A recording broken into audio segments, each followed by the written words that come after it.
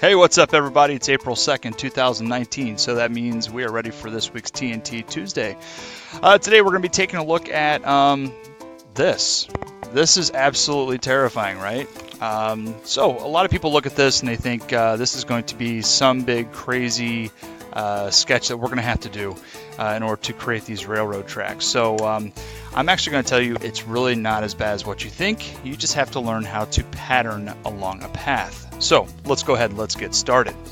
All right, so first thing we're going to do is go out here and we're just going to do this all within an IPT.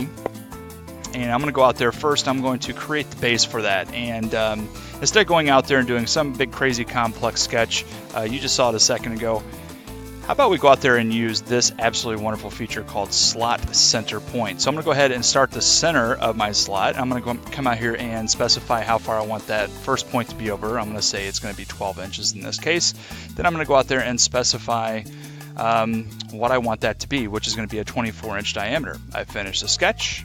And I'm going to come out here and I'm going to say, hey, I want the thickness to be 1 inch. So just look at how quick that happens. So slot, if you have not gone out there to use slot, please go out there and do it. You can use that as an extrude cut or an extrude join. It's great stuff.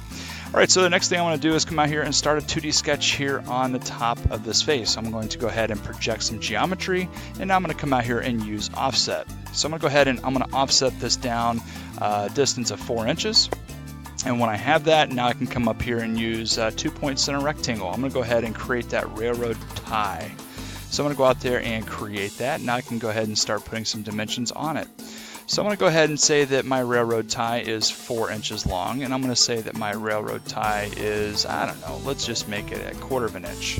Okay, nah, I don't like that. Let's go with 1/2 inch. All right, let's go with 1/2 inch. There we go. So now we can go ahead and we can finish that sketch. We can go ahead and do a simple extrusion, and I'm just going to take that tie and bring that up about 1/4 inch, and we'll call it that.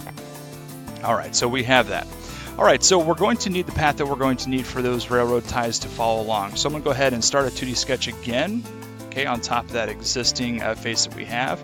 And I'm going to go ahead and project some geometry, and I'm going to go ahead and I'm going to offset this down. So the center of that was actually 4 inches. So I'm going to go ahead and bring that down 4 inches. And then before I leave, what I'm going to have to do, and you have to remember this, is I'm going to come out here and place a point. Now I'm going to go ahead and finish that sketch. All right, so what you're going to have to do is, in order to pattern along a path, what you're going to have to do is come here and go to rectangular pattern. Okay, the feature I'm wanting to pattern is going to be the tie itself. Direction 1, I'm going to pick on that, and I'm going to go ahead and just pick on this path from earlier. At this point in time, I can come out here now and I can specify how many ties I want.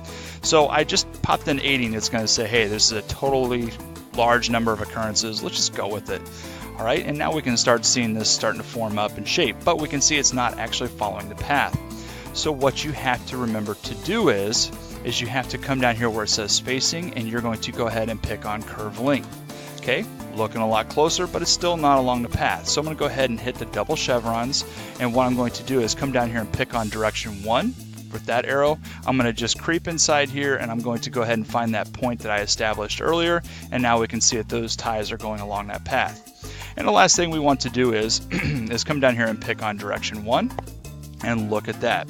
All those ties now have just followed that path. I go ahead and say okay. All right, and now we have our ties. So in order to finish this up, we're going to go ahead and start a 2D sketch right here on top of this face. I'm going to go ahead and project some geometry here to use, and it's as simple as coming out here and using offset. And I'm going to go ahead and just bring this, I don't know, 2.5, and I'm going to go ahead and say, hey, I want to offset that 0.125, and then let's do that one more time. Let's bring that down here, and that looks like that's going to be about 5.5. And then I'm going to go ahead and offset that in a distance of 0.125. Finish the sketch. Now we can come out here and do an extrude, and I can go ahead and pick those rails. It's probably going to start making the software chug just a little bit. There's a lot of geometry out there it has to kind of sift through.